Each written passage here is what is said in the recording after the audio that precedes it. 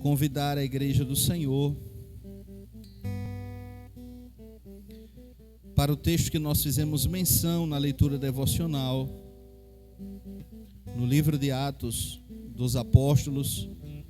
Fizemos menção do capítulo de número 8, os versículos 4, 5 e 8.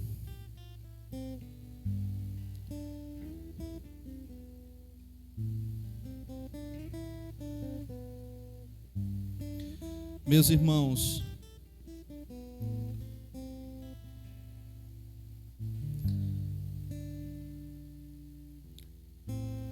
neste texto que nós mencionamos, Lucas, inspirado pelo Espírito Santo, ele faz um registro histórico do que estava acontecendo na igreja do Senhor, a igreja primitiva. Logo nas suas primeiras experiências, depois da ascensão de Jesus aos céus, quando ele concluiu aquele período que ele ainda ficou, depois de ressuscitado, 40 dias, em diversas vezes aparecendo para os discípulos em ocasiões diferentes. E na primeira carta aos Coríntios, no capítulo 15, quando Paulo faz o registro dessas aparições de Jesus depois da ressurreição, Paulo menciona que em uma dessas ocasiões Jesus chegou a aparecer para 500 crentes de uma única vez. E nós vemos Lucas descrevendo o desenvolvimento da igreja do Senhor. E aqui ele retrata, iniciando lá pela ascensão de Jesus, a promessa. Capítulo 2, o cumprimento da promessa. Capítulo 3 em diante, os apóstolos já debaixo da tutela do Espírito Santo, agora não mais aqueles homens tímidos, como Pedro, por exemplo, que temendo por sua vida negou o mestre 3 vezes. Mas vemos agora um homem cheio de ousadia, cheio de graça e da unção do Espírito Santo, cheio de coragem, disposto não mais a fugir por sua própria vida, mas a testemunhar do mestre, custe o que custasse. E nós vemos no desenrolar dos acontecimentos em Atos, daqueles discípulos debaixo de uma poderosa inspiração do Espírito Santo.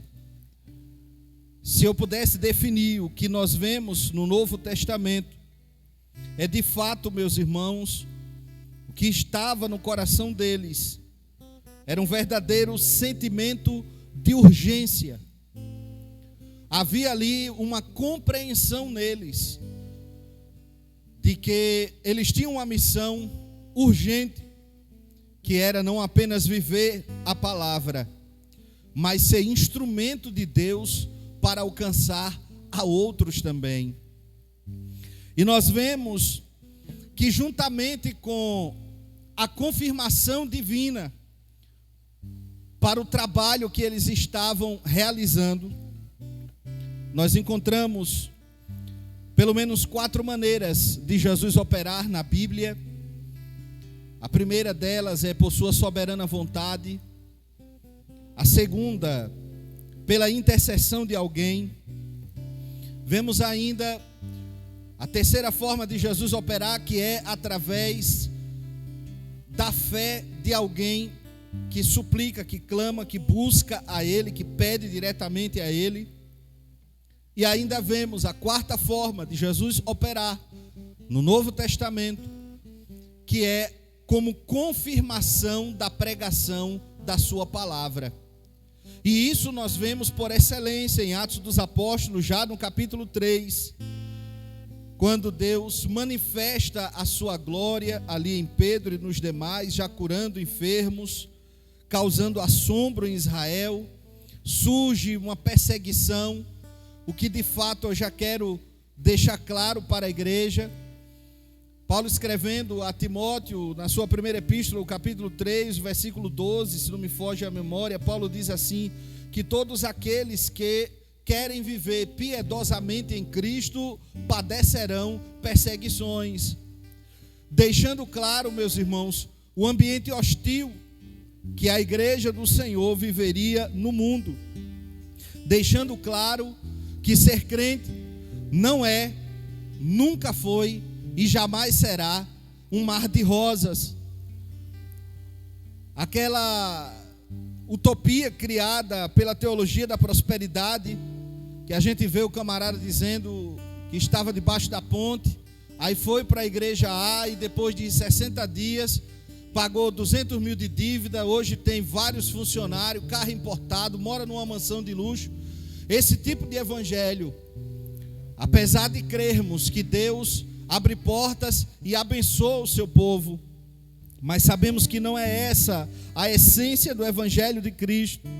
O verdadeiro evangelho envolve também carregar a cruz, envolve o enfrentamento de situações difíceis, envolve um posicionamento de alguém que agora ocupa um lugar nas regiões celestes em Cristo e como tal tornou-se alvo prioritário do mundo, alvo direto de Satanás.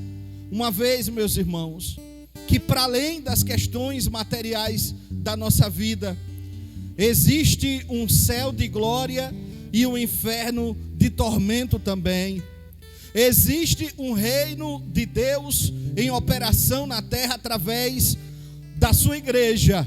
E também existe um reino das trevas, potestades malignas, poderosas, que atuam no mundo de diversas maneiras, promovendo, meus irmãos, quer seja pela cultura, quer seja pela ganância, quer seja pela violência, ou mesmo ultimamente, nas últimas décadas, isso tem se intensificado até mesmo pelas autoridades constituídas. O diabo tem se instrumentalizado para perseguir, para se opor, para criar um ambiente cada vez mais difícil para que os verdadeiros salvos em Cristo vivam segundo os padrões revelados no Novo Testamento. E nós vemos aqui, a igreja primitiva estava debaixo desta dimensão espiritual, havia esse sentimento de urgência, essa compreensão daqueles crentes, eles entendiam bem isso, que não havia meio termo, não havia como você estar com o coração dividido, servindo a dois senhores, servindo a Deus e ao mundo. Não havia como a pessoa comprometer-se com Cristo e ao mesmo tempo agradar o mundo e não entrar em conflito com o mundo.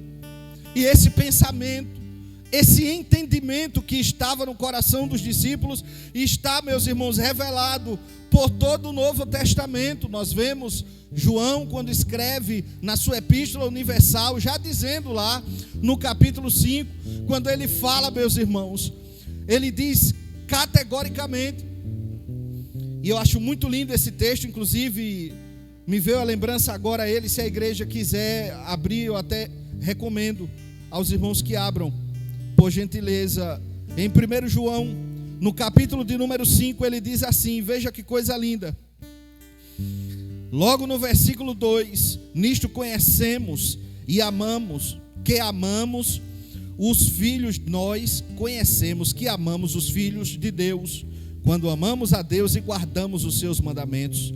No versículo 4 ele diz, porque todo o que é nascido de Deus vence o mundo, e esta é a vitória que vence o mundo, a nossa fé. E na continuação do texto, e eu acho muito bonito que ele diz no versículo 19, ele diz assim, veja bem, sabemos que somos de Deus e que todo mundo está no maligno. Tempo presente, isso ele já se referiu aos seus dias. E no versículo 20, ele traz uma profunda revelação ali do transbordar da graça sobre ele, sobre João, quando ele diz assim: e sabemos que já o Filho de Deus é vindo, ele já veio, e nos deu compreensão para conhecermos o que é verdadeiro, e no que é verdadeiro nós estamos, isto é, em seu Filho Jesus Cristo. Este é o verdadeiro Deus e a vida eterna. Então nós vemos aqui João fazendo algumas afirmações que são extremamente poderosas no mundo espiritual. Ele declara, meus irmãos, em primeiro lugar, que quem ama a Deus guarda os seus mandamentos. Em segundo lugar, versículo 4, que todo aquele que já nasceu de novo, todo aquele que já foi alcançado pela graça, que está em nova vida com Cristo, vence o mundo. E Deus nos deu uma poderosa ferramenta para que nós possamos vencer o mundo. E o versículo 4 diz que é a nossa fé. Depois, ele traz ainda outra verdade profunda, dizendo que este mundo jaz, este mundo está entregue, este mundo está sob o governo, literalmente, do maligno. E claro, quando ele está falando do mundo aqui, ele não está se referindo ao mundo cosmos, à criação de Deus, porque Satanás pouco se preocupa, não há nem razão disso, dele se preocupar com um planeta inabitado no extremo do universo, não. E nem tampouco, meus irmãos, com o planeta Terra, com, por exemplo, os seres inanimados que existem no nosso planeta, ou os seres vivos, para além da espécie humana de nós, seres humanos também não. Nós sabemos que este mundo que está aqui no texto, está falando de um sistema que está operando na sociedade sem Deus. É um modo de pensar, um modo de agir, de comportar-se. É uma visão de mundo que está estabelecida na sociedade sem Deus, que se opõe diretamente a Cristo, que de fato, meus irmãos, faz com que o homem sem Deus esteja com os olhos espirituais cegos, vendados para a luz do Evangelho, e faz com que a bênção do Evangelho, que deveria ser algo maravilhoso.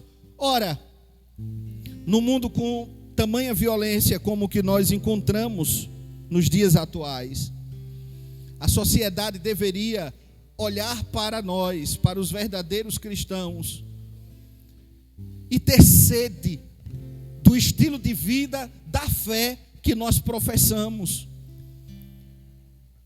É só olhar, meus irmãos, como está a bagaceira aí na sociedade sem Deus, o caos social.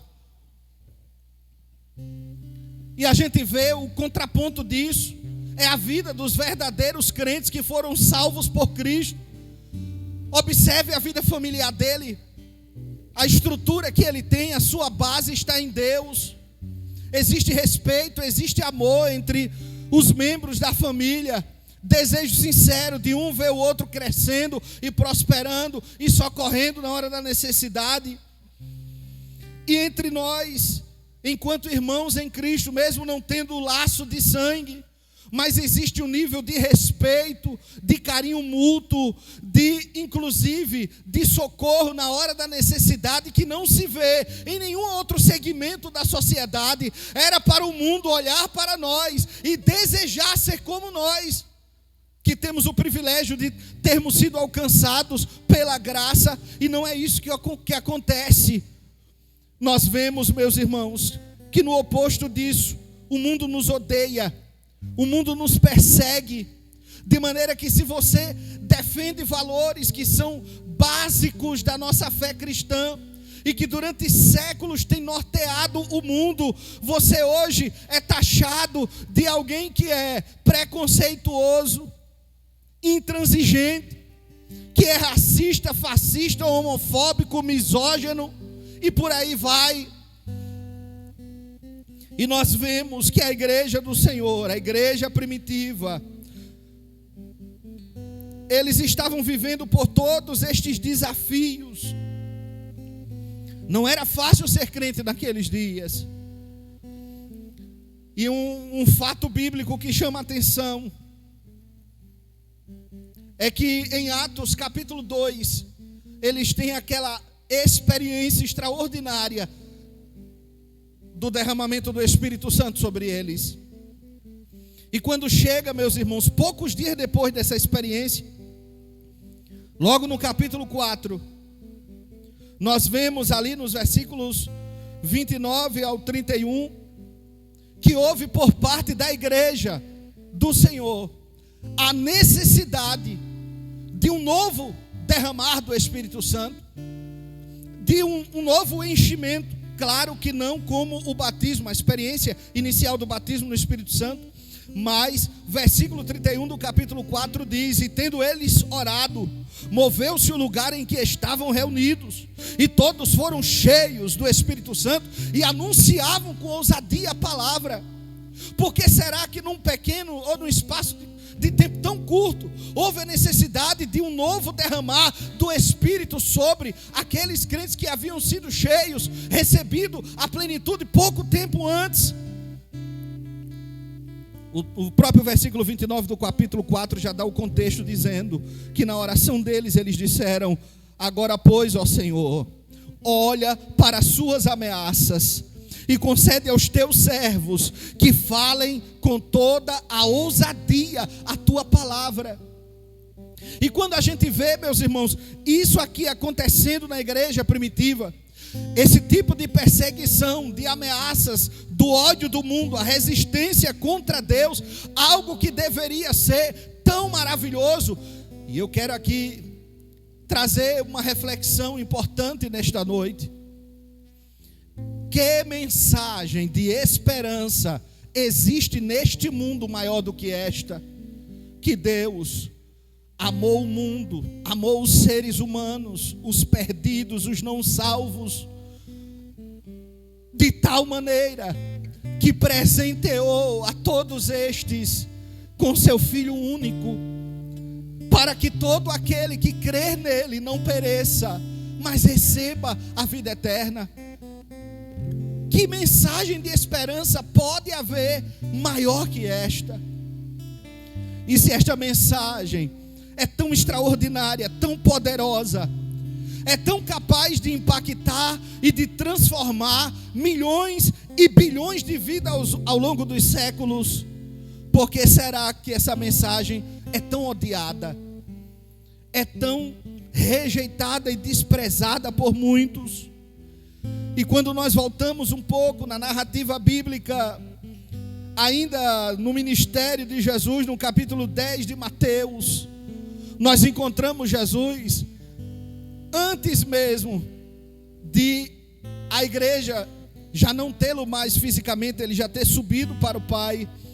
Claro, ele ainda estava aqui em pleno exercício do seu ministério.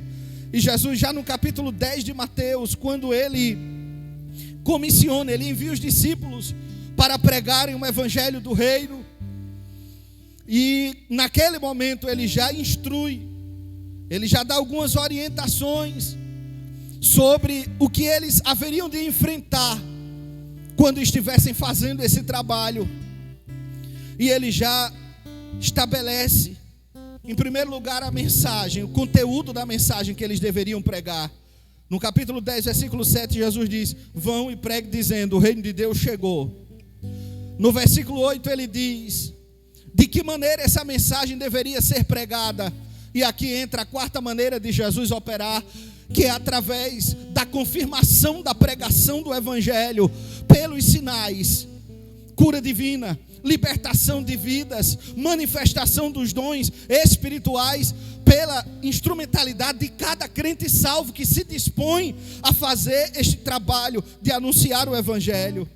E depois Jesus continua discorrendo acerca disso, e ele diz que não deveria haver o cuidado com as necessidades materiais, e ele responsabiliza outros que têm a mesma visão de fazer isso, de cuidados que são enviados pela igreja, da igreja prover a necessidade desses. E aí entra o nosso apoio para o trabalho missionário, aqueles que não podem ir, mas podem cooperar financeiramente, ou mesmo orando para que outros vão anunciar, pregar o santo evangelho. E depois, Jesus já alerta sobre o ambiente hostil do mundo, sobre esse clima de tensão que sempre existirá entre o reino de Deus e o reino das trevas, entre os verdadeiros salvos em Cristo e os que estão mergulhados no pecado e não conhecem o evangelho. E Jesus já avisa, no versículo de número 17, ele diz: vocês serão entregues, e não se preocupem com o que vocês vão falar em sua defesa. E depois ele diz que o Espírito Santo é quem vai dar instrução de como agir naquele momento. E no versículo 21 ele fala que o irmão entregará à morte o próprio irmão, o pai ao seu filho, e os filhos levantar-se-iam contra os pais. E quem conhece um pouco da história do cristianismo sabe que isso aqui é uma verdade muito grande. Ao longo dos séculos da história da igreja, principalmente os 3 primeiros séculos, naquela perseguição romana. E por que não dizer hoje, meus irmãos? Aqui no Brasil não temos essa realidade, graças a Deus, como por exemplo o pastor Virgínio, presidente da Assembleia de Deus no estado de Sergipe. Eu estava lá em uma das reuniões da convenção estadual, e ele dando relatório da viagem que ele tinha acabado de chegar, de uma viagem missionária de 30 dias em África, ali no país de Burkina Faso. E ele fez um relato que havia um jovem que havia aceitado a Cristo como Salvador em um povoado distante da capital, Ouagadougou, e ele foi com o pastor lá de Burkina, que é africano mesmo, né, nativo daquele país. Foi levar o pastor Virgínio para conhecer aquele moço que seria adotado pela missão de Sergipe. Inclusive já estava sendo financeiramente ajudado, porque estava desenvolvendo um trabalho na região, falando de Jesus aos seus conhecidos. E quando a notícia chegou, porque ali é território muçulmano, que um missionário evangélico estrangeiro iria visitar aquele rapaz, a família do rapaz teve um ódio tão grande que juntou-se a própria família e espancou ele até a morte. E o pastor não pôde completar a visita. Infelizmente o moço literalmente faleceu. E o pastor dando relato que ele chegou no aeroporto, quando o voo dele decolou, teve um ataque terrorista do grupo Boko Haram no mesmo aeroporto onde ele estava, e mataram vários turistas. Se ele não tivesse decolado, poderia ter sido um dos que tinham perdido a vida ali. Deus deu esse livramento. Graças a Deus que aqui não temos essa realidade, mas temos outros desafios. Quantas pessoas que aceitam a Cristo como Salvador, meus irmãos, e em vez daqueles que conhecem você, que sabem do seu passado, do que você já aprontou, se alegrar por essa mudança tão positiva na sua vida, muitas vezes servem de pedra de tropeço, e chega e oferece resistência, até mesmo dentro de casa. Eu tive uma experiência no meu primeiro campo missionário ali em Sergipe, do caso de um rapaz que recebeu a Cristo como Salvador. E a mãe daquele moço chamou ele em particular e deu um conselho a ele, dizendo: saia dessa igreja. Eu prefiro ver você sem ser dessa igreja. E ainda disse mais: eu quero que você se assuma como homossexual, que eu sei que você tem uma inclinação para isso. Eu vou lhe apoiar, vou lhe dar todo o apoio, mas não quero você dessa igreja. E o rapaz disse: não, mãe, eu vou continuar assim, sendo crente. E para a glória de Deus, até hoje está servindo ao Senhor, já está casado, já tem um bebezinho, e Deus tem abençoado a vida dele e da sua esposa ali. Mas vejam bem, meus irmãos, isso que eu falei pode parecer extremo para alguém, mas não é. Quantas pessoas que sofrem desprezo dentro de casa, porque agora você foi crente, você se sente especial, você acha melhor do que eu, você se esquece que você também aprontava comigo. Agora só quer ser o certinho. E isso é uma realidade que muitos de nós enfrentamos.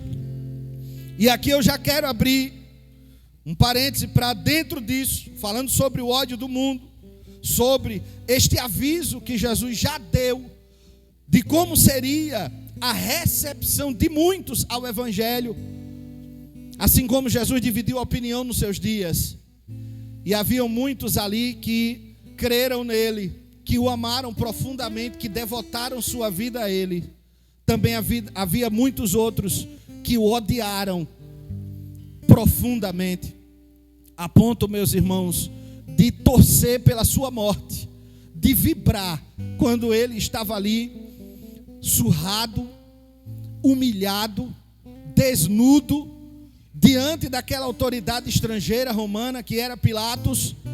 E ali naquela situação de vergonha, de sofrimento, a multidão ensandecida gritava dizendo: crucifica-o, crucifica-o, crucifica-o. Eu quero dizer que a sociedade dos dias atuais, ainda há muitos que comportam-se desta maneira, que se possível fosse, crucificariam o mestre mais uma vez, cuja mensagem da cruz gera um incômodo, um mal-estar tão profundo a ponto de fato, ter desprezo por nós que somos crentes. E hoje, meus irmãos, quem está aceitando a Cristo já na década de 2010, 2020, tem uma resistência menor. Mas quem aceitou a Cristo na década de 90, no início da década de 2000, ainda percebia como era forte na sociedade, porque hoje, numericamente, somos milhões no país, e isso quebrou mais a resistência de alguns, mas não de forma absoluta.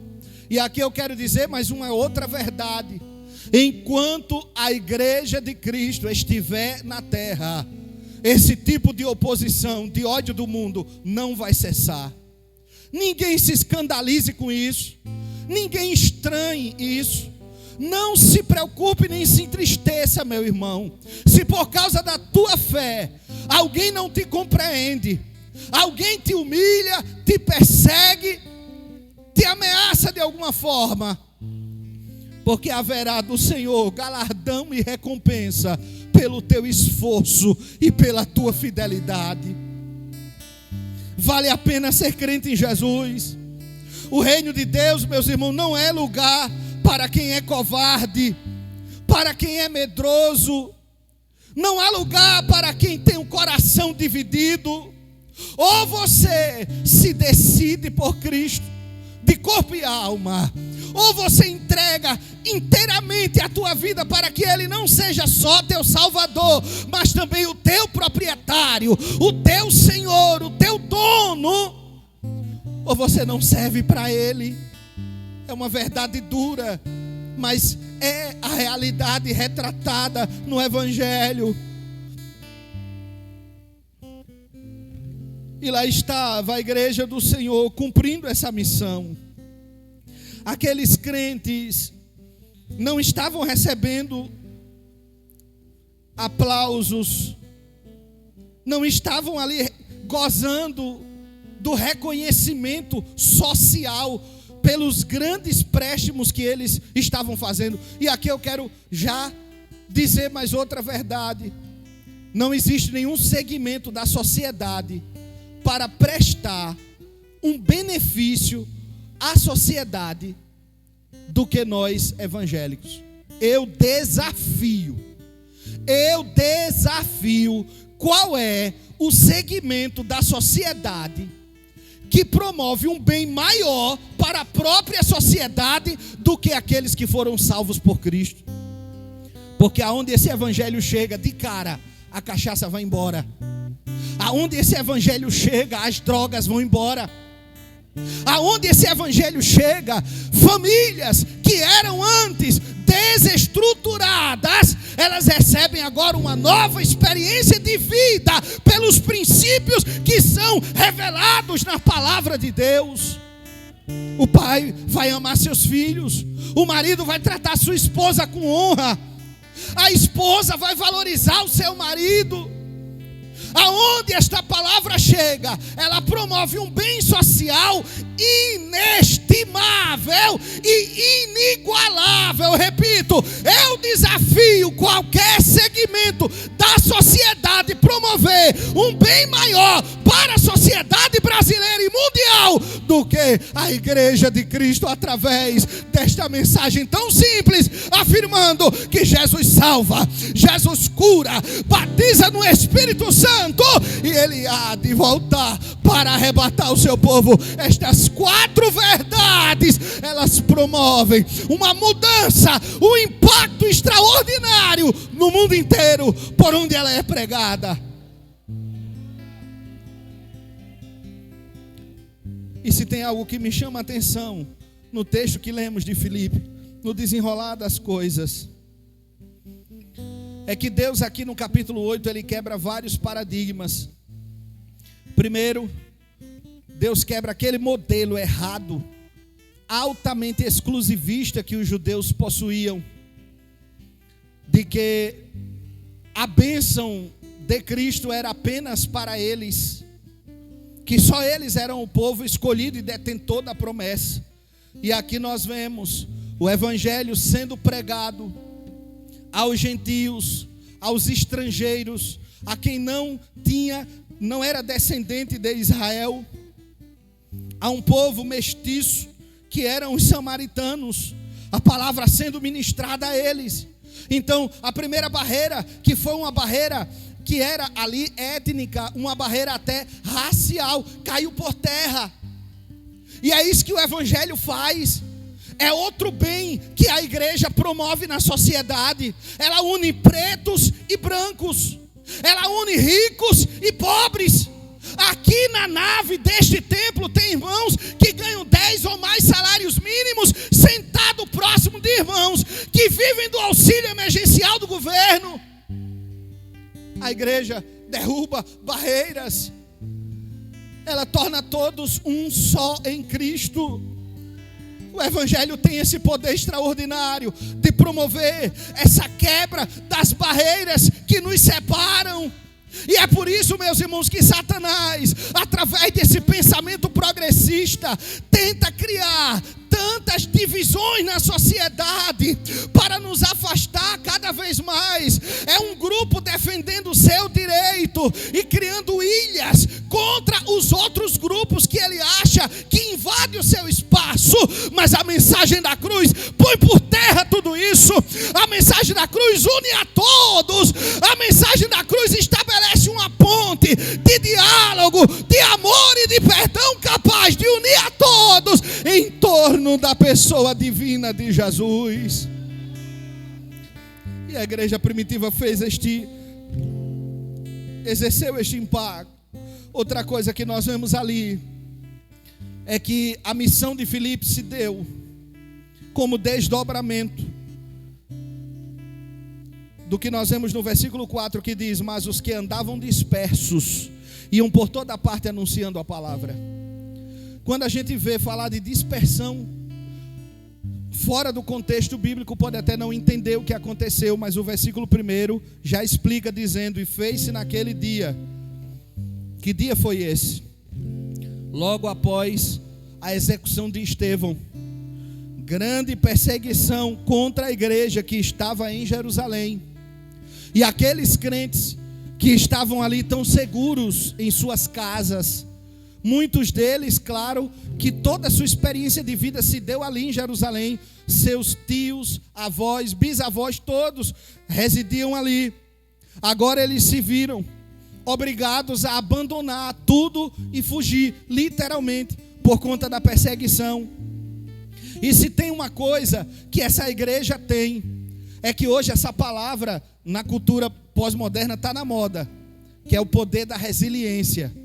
É a capacidade de você suportar adversidades, tribulações, dificuldades e não se deixar abater. E conseguir se reinventar e encontrar uma forma de superar esses desafios. Essa resiliência, essa palavrinha que está tão na moda nos dias atuais, para nós não é nenhuma novidade, meus irmãos. Isso aqui é a essência do verdadeiro evangelho de Cristo. Isso aqui é a marca registrada de quem de fato já nasceu de novo e foi salvo por Cristo. Se tem um povo, meus irmãos, que sabe lidar com desafios, que sabe enfrentar as dificuldades da vida sem desesperança, sem desespero, sem ansiar pela morte como forma de dar cabo ao seu sofrimento. O oposto disso, se tem um povo que tem a capacidade de encontrar no meio da fraqueza forças, no meio da dificuldade refúgio, é a igreja de Cristo. Nós temos da parte de Deus graça necessária para viver de forma abundante e plena, independente dos reveses que a vida nos traga, até porque Deus não nos prova além do que podemos suportar. E algo bonito que a gente viu na vida daqueles crentes já nesses 4 minutinhos que me restam, é essa capacidade de resiliência. Aqueles crentes, meus irmãos, fugiram de casa. E imagine você, que trabalhou tanto para ter sua geladeira, seu fogão, para mobiliar seu quarto do seu gosto, para ter lá a sua caminha onde você descansa e tem o sono do justo.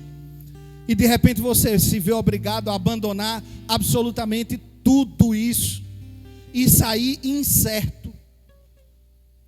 Aqueles que tinham algum parente que pudesse hospedá-lo, glória a Deus por isso. E os que não tinham, para onde iriam? Agora tendo que fugir errante, temendo pela própria vida.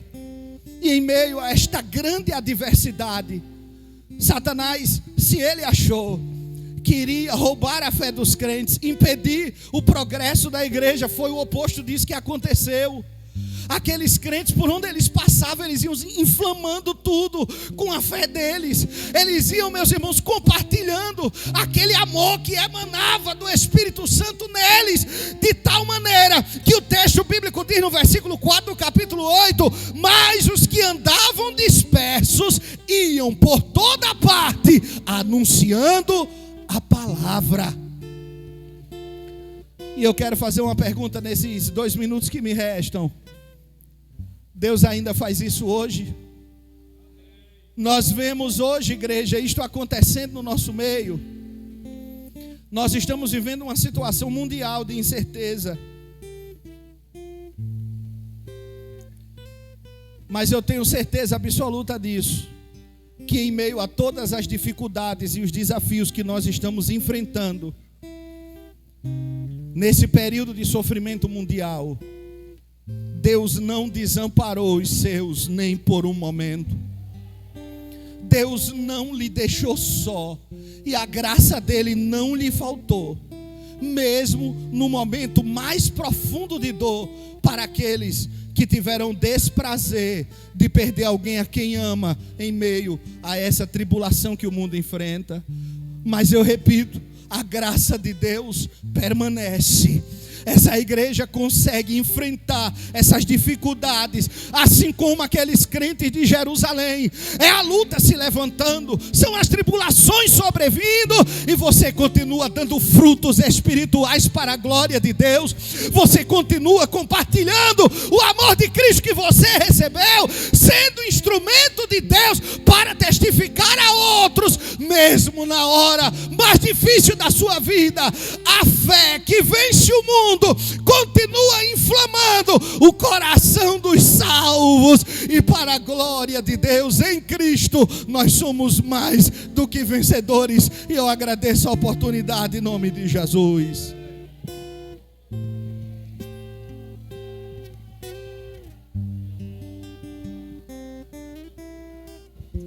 Glória a Deus. Tem alguém para Jesus nessa noite? Se tiver, levante a mão. Pode sair do seu lugar. Estaremos orando pela sua vida. Tem alguém para Jesus nessa noite? Se tiver na live, diga: eu quero aceitar o Senhor como Senhor e Salvador. Glória a Deus. Eu convido o presbítero Leonardo para orar pelos dizimistas, ofertantes, e também pelas aquelas pessoas que estão desempregadas, como já foi pedido antes. Mas a Bíblia diz que a oração nunca é pouco.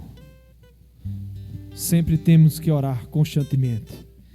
Então, convido, e vamos, logo após a oração, vamos contribuir com santos dízimos e oferta para a manutenção da casa do Senhor.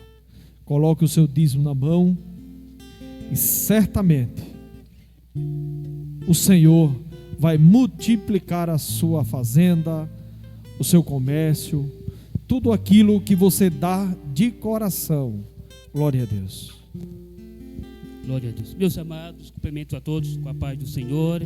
Estaremos orando pelos ofertantes e dizimistas, em nome do Senhor Jesus. Querido Deus, te apresentamos, Senhor, os teus filhos que vão recolher os dízimos e as ofertas, Senhor. Te apresentamos, Senhor, a tua igreja que vai dizimar, vai ofertar. Que o Senhor venha, Senhor, aqueles que estão desempregados. Que o Senhor venha abrir porta de trabalho, Senhor. Pai querido, aqueles que têm, Senhor, que o Senhor venha largar as suas tendas. Pai querido, e assim venha abençoar o teu povo de uma maneira tão especial. É isso que nós te pedimos e já te agradecemos. É o nome de Jesus. E amém.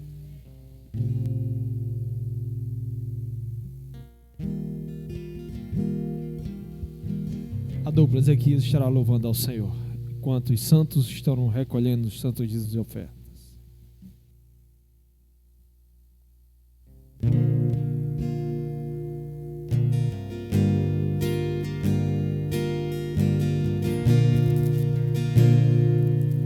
Aleluia, glória a Deus.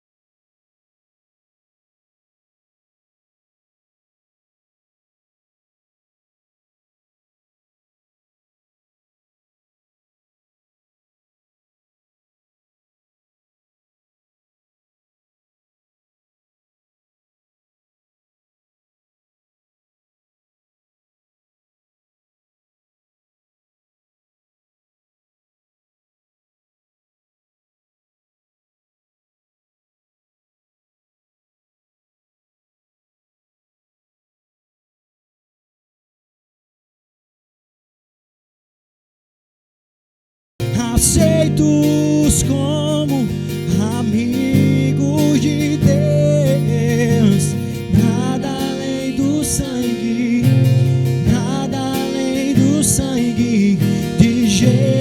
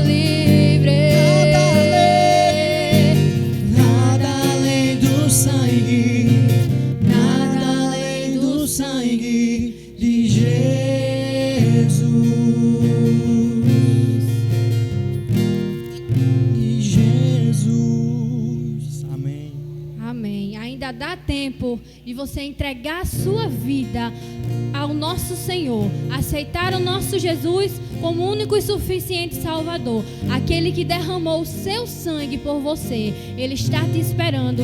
Não perca essa oportunidade. Amém. Glória a Deus. Aleluia. Vamos ouvir a irmã Cirlane, louvar ao Senhor, e vamos contribuir com a oferta missionária, aquela oferta de amor de coração, aonde nós depositamos essa oferta para os nossos missionários que estão ali fazendo a obra do Senhor. Glória a Deus.